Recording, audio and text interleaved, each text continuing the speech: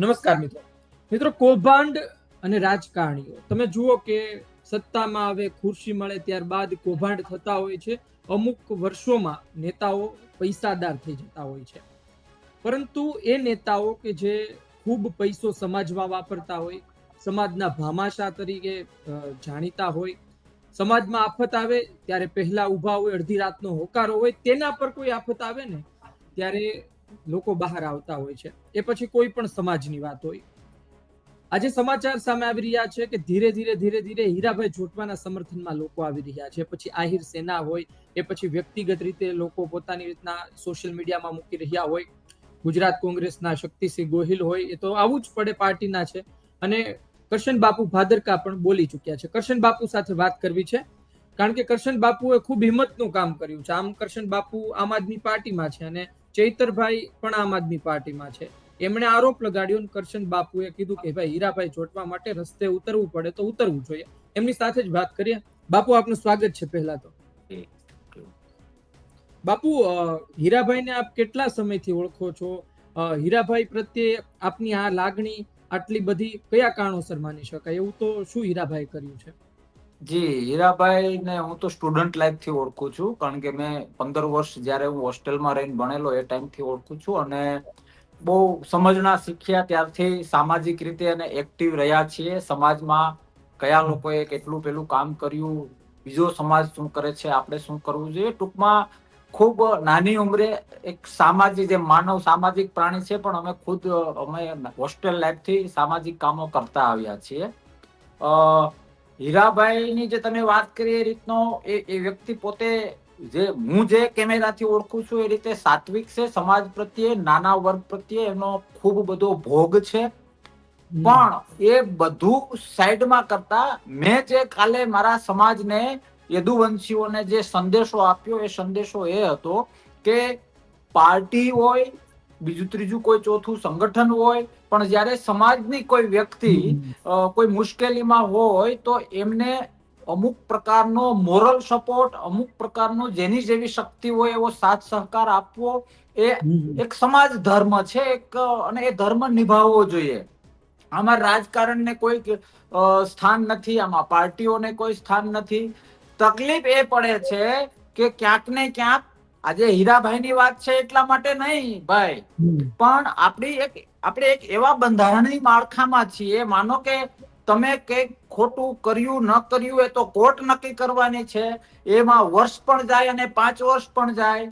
તમે મીડિયામાં છો, તમે પણ જાણો છો. દરેક થોડો ઘણો જવાબદાર વ્યક્તિ આ મારી વાત સમજી શકશે કે તમને દાગ લાગી જાય છે કે આણે આ કર્યું. આ તો માનો કે આ રીતની મનરેગાની વાત છે, અથવા તો કોઈ પણ FIR કે કોઈ પણ કેસ હોય, એમાં અનેક દાગો લાગી જતા હોય છે. એ ઢોલ બાપુ, ખાસ કરી પીટાવાનું. આપની વાત સાચી છે, કારણ કે તમે જુઓ કે કોઈના પર કલમ લાગે, અલગ અલગ આર્ટિકલ કલમ લાગે, તો એ પછી કોર્ટમાં જાય તો કોર્ટમાં ન્યાયાધીશે ભૂસી પણ નાખે. ખોટી રીતે જો કોઈ વ્યક્તિઓ પર આરોપ લગાડ્યો, ખોટો કેસ દાખલ કર્યો. અને બીજી વાત એ છે કે કોઈ મોટા રાજકારણી હોય તો એ વ્યક્તિ પર આ પ્રકારના દાગ લાગે પછી એનું તો જાહેર જીવન ખતમ થઈ જાય, રાજકીય રીતે પૂરા થઈ જાય. એક્ઝેક્ટલી હું એ કહેવા માંગુ છું કે જેટલો આરોપ વખતે ઢોલ ટીપવામાં આવે છે ને, એટલો ઢોલનો 1% અવાજ એ નિર્દોષ સાબિત થાય ત્યારે નથી હોતો. લોકોને યાદ નથી હોતું એ કેસનું કેમ છે. એ એકદમ ઇજ્જતથી, તાકાતથી નિર્દોષ પુરવાર થાય, પણ પછી શું, જે દાગા લાગી ગયા, જે સ્મશાન સુધી રહેવાના છે, જે લોકોના અચેતન મગજમાં ઘર કરી ગયા, એનું શું? આને કારણે સમાજ, વિસ્તાર, લોકશાહી માટે જે કામો કરે છે ને, એ લોકોનો ઉત્સાહ ક્યાંક ને ક્યાંક તૂટે. હું તો એવું માનું છું કે જવાબદાર હોય, ગુનેગાર હોય, એ ગુનેગારને આપણા બંધારણીય અને કાયદા કાનૂન પ્રમાણે ફાંસીની સજા થતી હોય તો ફાંસીની સજા થવી જોઈએ. પણ એ એક આરોપી અને ગુનેગાર વચ્ચેનું જે અંતર છે, એ અંતર વચ્ચે કોઈ ભોગ ન બને. પર્ટિક્યુલર સમાજની વાત હોય તો મેં તમને કહ્યું એ પ્રમાણે મને મારા અંતરાત્માએ એવું લાગ્યું, કારણ કે આહિર સમાજ હોય, આહિરત્વની વાત હોય તો મારી વ્યક્તિમાં, કારણ કે લોકોને અત્યારે ભૂલી જવાની આદત છે, પણ અમને તો નાનપણથી શીખવાડવામાં આવ્યું છે કે કોઈના ઘરનો પાણીનો ગ્લાસ પીધો હોય તો પણ એ ન ભૂલાય. આ સમાજે જે મને પ્રેમ આપ્યો છે, હું તો એક ખૂબ નાના એવા ઘરમાં જન્મીને મોટો થયો છું. આજે જે કઈ થોડો ઘણો ચહેરો છે, આજે થોડા પગ ઉપર ઉભેલા છીએ, એટલું બધું ભણેલા છીએ, બધું જ 10 દિશાઓમાંથી આ સમાજ, મારા આહિર સમાજે, મારા યદુવંશી સમાજે જે મને મદદ કરી છે, સહાય કરી છે, કોઈ પણ આશા અપેક્ષા વગરની, સાહેબ મારી ચામડીના જૂતા હું મારા સમાજને પહેરાવડાવું ને તો એ ઉપકાર ઉતરે એમ નથી. તો આવા સમયે મારી જે સૂઝબૂઝ છે, જે મેં દેશમાં 27 રાજ્યોમાં એન કેન રીતે કામ કરેલું છે, તો મને એવું લાગ્યું કે મારે એક મેસેજ આપવો જોઈએ. આ સમયે પાર્ટીવાદ સાઈડમાં રાખીએ, બીજું બધું જ પર્સનલ વાંધા સાઈડમાં રાખીએ, ધંધાના વાંધા સાઈડમાં રાખીએ, જે મેં મારા વિડીયોમાં કહ્યું છે, એક સંદેશ આપ્યો છે. હું ક્યાંય હું સમર્થન આપીને હીરાભાઈને કે થોડો, જે માનો કે દોષિત હશે તો નિર્દોષ કરી શકીશ, અથવા નિર્દોષ હશે તો દોષિત કરી શકીશ, એ મારી તાકાત નથી. હું સ્વીકારું છું. હું કોઈ રૂલિંગ ગવર્મેન્ટમાં નથી કે હું ઉપરથી કંઈક સેટિંગ કરાવડાવી શકું. આ જગ જાહેર છે અને હું સ્વીકારું છું. પણ મારો ધર્મ એ છે, મારું કર્તવ્ય એ છે કે કૃષ્ણને અને ધર્મને નજર સમક્ષ રાખીને મને જે કઈ કૃષ્ણએ અંદરથી સુજાડ્યું એ સંદેશ મેં મારા સમાજને આપ્યો. પણ પરમ કૃપાળુ પરમાત્મા શ્રી કૃષ્ણનો આ તમારા માધ્યમથી દંડવત કરીને આભાર માનું છું કે 24 કલાકની અંદર સમાજ જાગી ગયો છે. ગ્રાઉન્ડ લેવલની જે અત્યારે સિચ્યુએશન જોઈએ તો બધાને એક ચર્ચાનો મુદ્દો છે કે વાત તો સાચી છે, કદાચ ગુનેગાર હોય અને કદાચ સાબિત થાય તો એ કોર્ટનું કામ છે, ફાંસી આપી દે, એક પણ માણસને વાંધો નથી. પણ ખોટા હેરાન કોઈ કરશે તો એના દાંત ખાટા કરવા માટે આહિર સમાજ ગઈકાલે પણ સક્ષમ હતો, 5300 વર્ષ પહેલા પણ સક્ષમ હતો અને હજારો વર્ષ સુધી સક્ષમ રહેશે, એ ભરોસો છે. જી બાપુ, વાત એ છે કે ચૈતરભાઈએ છેલ્લા મહિનાઓ પહેલા વાત કરી દીધી હતી ને પછી તો એમણે કહ્યું કે ભાઈ હું કહેતો હતો આ. તો ચૈતરભાઈ સાથે આપણે વાત કરી કે ચૈતરભાઈ, આ પાર્ટીમાં અમે પણ છીએ. ઘણી વખત એવું હોય કે કોઈ એક નેતા અન્ય નેતાની પાછળ પડી જાય, પણ એમાં પાર્ટીના બીજા નેતા ખતમ થઈ જાય, કારણ કે એની વોટ બેંક હોય, એમના શુભેચ્છકો હોય, એમને માનનાર લોકો એ વર્ગમાંથી આવતા હોય છે. હજુ સાબિત નથી થયું. વાતચીત થઈ ગઈ આપની સાથે? તેજને ટકોર ઘણી, મારે ડિસ્ક્લોઝ નથી થવું, પણ મારે ગઈકાલે મારા સમાજના અનુસંધાનમાં એક વિડીયો આંખ ખોલવા માટે મૂકવો પડ્યો. પરોક્ષ રીતે એ ઘણું બધું કહી જાય છે. એનાથી વિશેષ આ બાબતે મારે કઈ નથી કહેવું. જી એક વાત એ કહો કે આહિર સમાજ કઈ તરફ જઈ રહ્યો છે? મારે તમારી પાસે ખાસ જાણવું છે, કારણ કે આહિર સમાજના નેતાઓ જવાહરભાઈએ ગોપાલભાઈને મદદ કરી, પણ જવાહરભાઈ તો ક્યાં છે? જવાહરભાઈ ન તો કોંગ્રેસમાં છે, ન તો આપમાં છે, ન તો ભાજપમાં છે, પણ ભાજપમાં ક્યાં છે એ સવાલ છે. અમરીશ ડેર હતા, ભારતીય જનતા પાર્ટીને હફાવી દેતા હતા, આજે ભાજપમાં છે. મને લાગે સહકાર ક્ષેત્રમાં કદાચ આગળ વધવાના છે, પણ એ પણ ક્યાં એવા મોટા પદ પર છે. અન્ય 1-2 મંત્રીઓ છે, મુળુભાઈ છે, એ પણ સ્વીકારવું પડે. પણ આહિર સમાજનું રાજકારણ કઈ તરફ જઈ રહ્યું છે? શું મોટા નેતાઓ ધીમે ધીમે ખતમ થઈ રહ્યા છે? નહીં, એ ખતમ થવાનો કોઈ પ્રશ્ન નથી. તમારો પહેલો પ્રશ્ન, જવાહરભાઈ મારી પાસે જે માહિતી છે ભાજપમાં છે, જે માહિતી તમારી પાસે પણ છે. અમરીશભાઈ ડેર, એ બધા મારા મિત્રો છે. અમરીશભાઈ ડેર પણ ભાજપમાં છે, જે માહિતી મારી પાસે છે તમારી પાસે છે. પછી તમે જે વાત કરી આને સપોર્ટ, એનો તો સચોટ અને સત્ય જવાબ જવાહરભાઈ અથવા તો અમરીશભાઈ પાસે જ એમની જે અંદરની લાગણી શું છે એ હું કઈ પણ ના શકું ને માહિતી મારી પાસે હોય પણ નહીં. ગઈકાલના વિડીયોમાં મેં કહ્યું અને આજે પણ કહ્યું, સમાજ કોઈ પણ હોય, સમાજ એ કોઈ પાર્ટીના બાપની જાગીર નથી.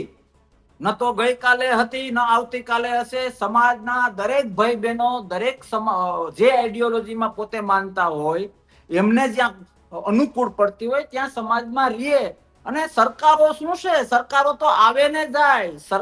એ પાર્ટીઓની કમ્પેરિઝન સમાજ સાથે ક્યારેય ના કરી શકાય. હું તો સમાજના મેળાવડાઓમાં પણ કહું છું કે આપણી પાર્ટીઓના કોટ આ સમૂહની અંદર દરવાજે મૂકીને અંદર આવવાનું, અંદર બધાએ સમાજનો વ્યક્તિ બનીને આવવાનું, આહિરત્વની ચમક સાથે આવવાનું, યદુવંશી બનીને આવવાનું છે. અને દરેક સમાજમાં આ થતું હોય છે. જ્યારે કોઈ પણ સમાજનું પેલું હોય તો એ આખી વસ્તુ અલગ છે. એટલે કઈ બાજુ જઈ રહ્યો છે, દિવસે દિવસે 5 વર્ષ 10 વર્ષ 15 વર્ષ 20 વર્ષ તમે બેક સાઈડ આપણે જોઈએ તો 5 વર્ષના તબક્કામાં જોઈએ તો શૈક્ષણિક રીતે પણ ખૂબ સમાજ આગળ છે, રાજકીય રીતે પણ ખૂબ આગળ છે, આર્થિક રીતે પણ ખૂબ આગળ છે. લેવલ ઓફ અન્ડરસ્ટેન્ડિંગ, જે હું આ બહુ મહત્વની વાત કરી રહ્યો છું, લેવલ ઓફ અન્ડરસ્ટેન્ડિંગ બાબતે પણ મારો સમાજ કૃષ્ણનું મોરપીંછ શોભે એ રીતે આગળ આવી રહ્યો છે. પાર્ટીની વાત હોય તો હું એ વાતમાં તમને સ્પષ્ટ કરું કે સમાજની અંદર જેને જે પાર્ટીમાં મજા આવે, જેને જે આઈડિયોલોજી સારી લાગે એમાં હોવું જોઈએ. કોઈ પણ સમાજ એક જ પાર્ટી તરફ પેલું હોય એ ક્યાંક ને ક્યાંક સમાજના નબળા ભવિષ્યની નિશાની છે. મેં ફરીથી કહું કે સરકારો આવે અને જાય, સમાજ કાયમ છે, પાર્ટીઓ પરમેનન્ટ નથી હોતી, સમાજ સ્મશાન સુધી હોય છે. આ ખાલી આહિર સમાજની વાત નહીં, કોઈ પણ સમાજની વાત કરીએ તો દરેક પાર્ટીમાં યોગ્ય સ્થાન પર સમાજના ભાઈ બહેનો છે, એનું ગૌરવ છે અને હોવું જોઈએ. કારણ કે સમાજનું કામ સમાજનો માણસ કરે એ મહત્વનું છે, સમાજનું કામ કઈ પાર્ટી વાળો કરે એ મહત્વનું નથી. જી બાપુ, એક વાત કહો કે તમે બોલ્યા આહિર સેના કરીને છે, એ સામે આવી રહી છે, અન્ય લોકો સોશિયલ મીડિયામાં મૂકી રહ્યા છે.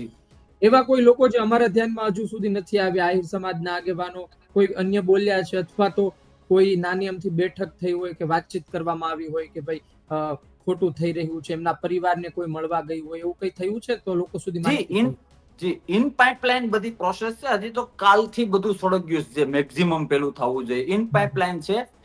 યુવાનોને તમારા વતી હું વંદન કરું છું. મેં મારા વિડીયોમાં અપીલ કરી હતી કે તમારી આસપાસમાં કોઈ પણ પાર્ટીનો રાજકીય આગેવાન હોય, આર્થિક રીતે આગેવાન હોય, સામાજિક આગેવાન હોય તો એને ગ્રુપમાં મળો ને એને કહો કે આમાં આપણે કઈ રીતે મદદ કરી શકીએ. દરેક ભાવનગર, જામનગર, જુનાગઢ, ગીર સોમનાથ, બધા જ એરિયા, કચ્છમાં આ વસ્તુ ચાલુ થઈ ગઈ છે. અને હું ફરીથી કહું છું કે આમાં કોઈ બેનર મહત્વનું નથી, કોઈ પાર્ટી મહત્વની નથી. એક સમાજનો હિતેચ્છુ માણસ, સમાજ પાછળ આવતીકાલની ખબર નથી પણ ગઈકાલે જે સમાજ પાછળ ઘસાણો છે, સમાજ માટે કંઈક કર્યું છે, સમાજના સેવક છે, સમાજના આગેવાન છે, તો સમાજનો એ ધર્મ છે. અને એ બેઝ ઉપર આખી પ્રોસેસ જે તમે પ્રશ્ન મને પૂછો એ ઇન પાઇપલાઇન છે. ખૂબ તાકાતથી આનો અવાજ ઉઠશે. પણ હું તમને ફરીથી કહું છું કે આ બધી જ લડત જે છે, આ બધી જ મહેનત બધી જે છે એ મેં શરૂઆતમાં કહ્યું એમ આરોપી અને ગુનેગાર વચ્ચેના રસ્તામાં જે વ્યક્તિ બદનામ થાય એમાંથી બચી શકાય એના માટે છે. અમે ક્યારેય રાજકીય રીતે કે સામાજિક રીતે ક્યારેય અમે વી હેટ ભ્રષ્ટાચારને નફરત કરીએ છીએ. કારણ કે રાષ્ટ્ર પ્રથમ છે, એ તમને મને બધાને ખબર છે. એમ અમારો સમાજ પણ એ જ માને છે. પણ અમે જે રીતે ને જે કેમેરાથી જોઈએ છીએ તો અમને એવું લાગે કે મેં હમણાં વાત કરી કે કાલ સવારે નિર્દોષ સાબિત થાય તો આટલું દોડનારો, અને તમે કોઈ પણ ને પૂછો એની છાપ સાત્વિક માણસ તરીકેની છે. આ દાદાને લીધે દુખી થશે. અરે તમને મને એ પણ ખબર છે, ઘડીક વાર આ મામલો છોડો, ઘણી બધી દીકરીઓ, બહેનો, ઘણા બધા ભાઈઓ અમુક પ્રકારનું એને કલંક લાગે તો આપઘાત કરી ગયા હોય એવા દાખલા છે મારી નજરમાં. તમારી પાસે હશે, ઓહો હવે હું દુનિયાને મોઢું કેમ બતાવીશ. કારણ કે એને આ દુનિયા સાથે એટલો તાલમેલ નથી હોતો કે લોકોને ભૂલી જવાની આદત છે. અને એની સત્યતાને લીધે એને આઘાત લાગી જાય કે હવે હું ના જીવી. આવા દાખલાઓ છે, આ કઈ ખાલી શબ્દો નથી, હકીકતમાં બનેલી ઘટના છે.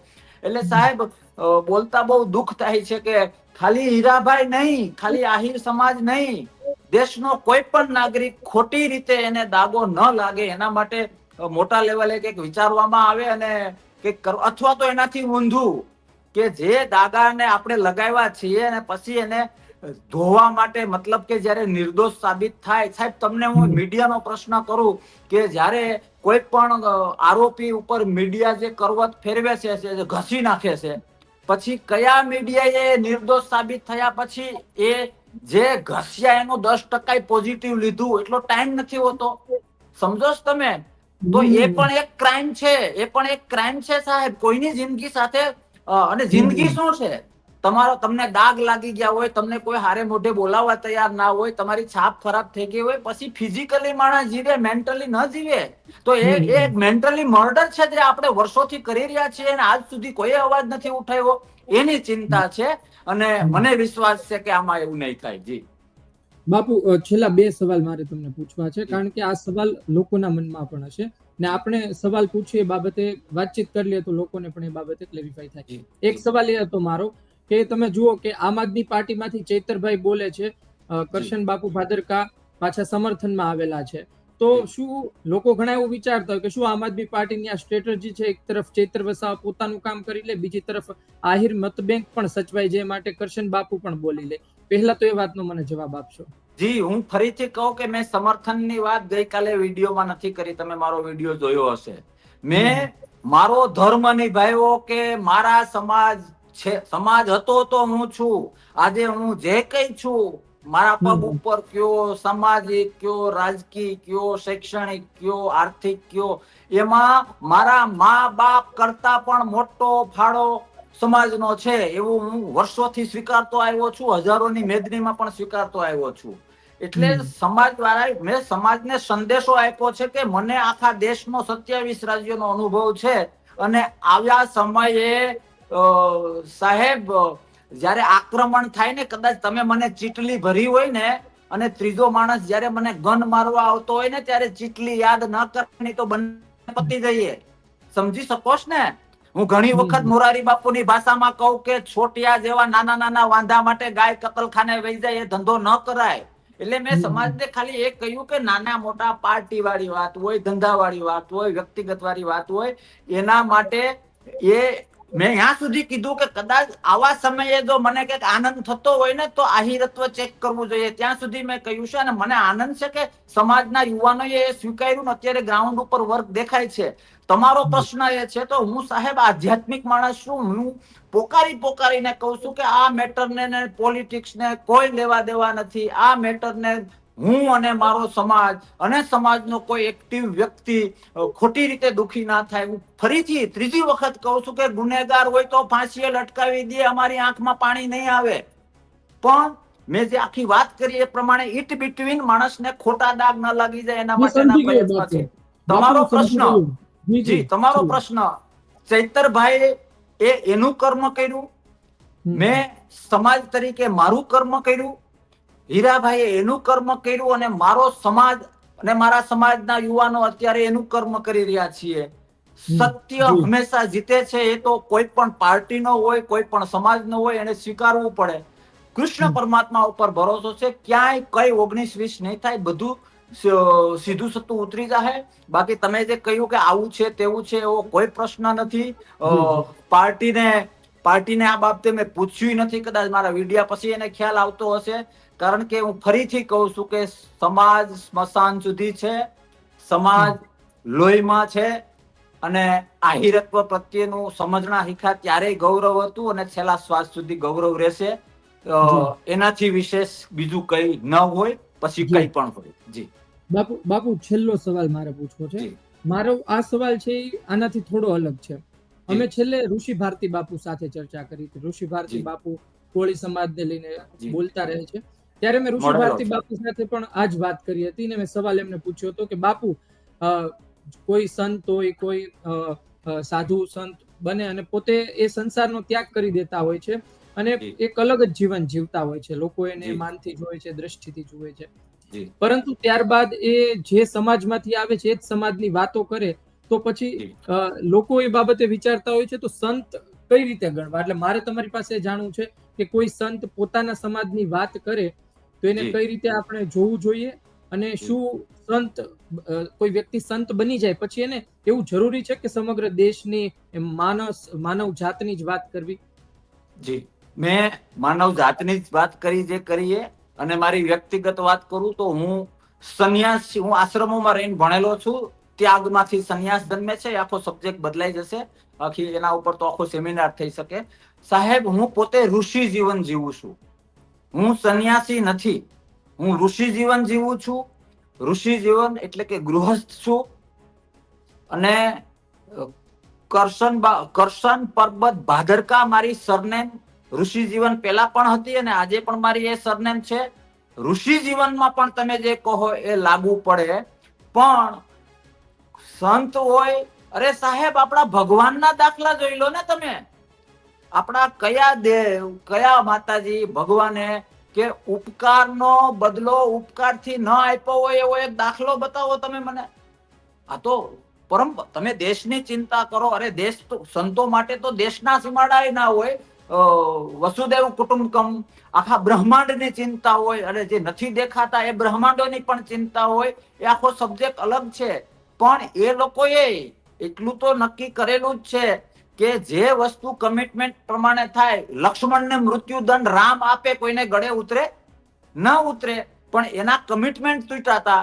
એનાથી ઉલટું રામ શબરીને ત્યાં બોર ખાવા જાય એવું બને ગયા હતા. મારો કહેવાનો મતલબ એ છે કે જે ઉપકાર કર્યો હોય તો એ ઉપકારની સામે ઉપકાર, અને કદાચ કોઈ અસત્ય કર્યું હોય તો એને જે તો આપણા શાસ્ત્રિક જોગવાઈ છે, જે આપણા દેવી દેવતાઓએ પણ કરેલું છે. એટલે એ સમાજની વાત હોય તો કે માનો કે ચલો આહિર સમાજ, ઘણા બીજા સમાજ છે કે જેનું મારે નામ નથી દેવું અત્યારે, કે જેનો મારા ઉપર ઘણો ઉપકાર છે. તો સાહેબ ત્યાં ખરા સમયે, અરે સાહેબ હાવ દીવા જેવું છે, તમને ગમશે ને સાંભળવા વાળાને ગમશે.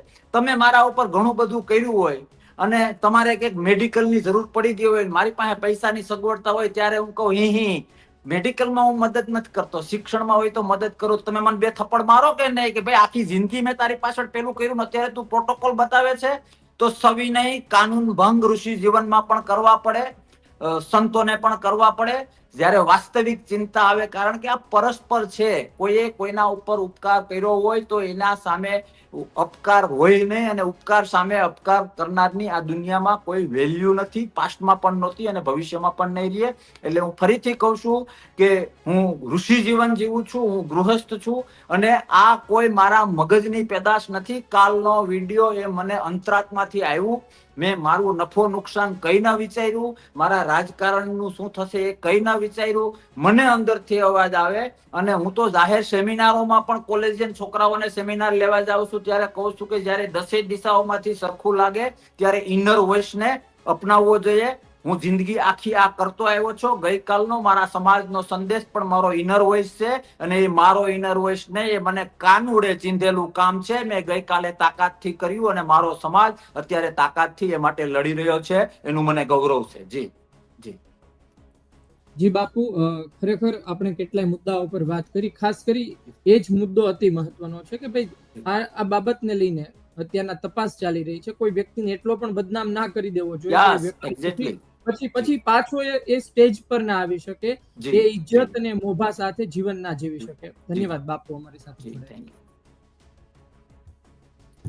તો આ સમાજ છે, અને આ સમાજ વચ્ચે અલગ અલગ પ્રકારના કામો, અલગ અલગ પ્રકારની ઘટનાઓ આપણે જોતા રહીએ છીએ. ભૂતકાળમાં પણ ઘણા લોકો એટલા બદનામ થઈ ચૂક્યા હોય, પછી નિર્દોષ સાબિત થાય તો શું કરી શકાય? પછી કઈ થતું નથી. એ પોતે પોતાનો બચાવ કરે, એ પોતે પોતાની વાત કરે, અમુક ઇન્ટરવ્યુ આપે. ઠીક છે, આ વાત છે, હજુ કોઈ કારણ સામે આવ્યું નથી. આ બાબતને લઈને તપાસ ચાલી રહી છે. 56 જેટલા ગામડા હતા, 7 કરોડથી પણ વધુનું કૌભાંડ કર્યું તેવો આરોપ લગાડવામાં આવી રહ્યો છે. 2 એજન્સી હતી, એન્ટરપ્રાઇઝ હતી, જલારામ અને મુરલીધર. આ બંનેની તપાસ કરવામાં આવી અને તેમાં હીરાભાઈનું નામ ખુલ્યું હતું. એટલે આ બધું અત્યારના ચાલી રહ્યું છે, તપાસ ચાલી રહી છે. હીરાભાઈના સમર્થનમાં ધીરે ધીરે આહિર સમાજના લોકો આવી રહ્યા છે. જોવું રહ્યું શું થાય છે, તપાસ બાદ શું સામે આવે છે. ગુજરાત તક જોતા રહો. આ કેસની અપડેટ આપના સુધી પહોંચાડતા રહીશું. ધન્યવાદ.